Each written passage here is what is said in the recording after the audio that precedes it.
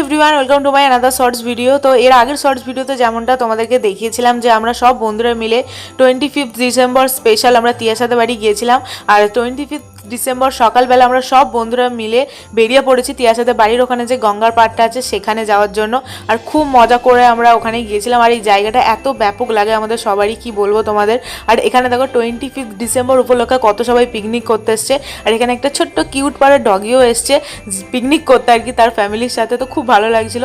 দেন আমরা ঘোরাঘুরি করার পরে কিছু জিনিসপত্র কেনাকাটি ছিল, সেগুলো কিনে নিয়ে আমরা তিয়ার সাথে বাড়ির উদ্দেশ্যে চলে যাই। আর কত সরু একটা পোলের উপর দিয়ে আমরা যাচ্ছিলাম দেখো।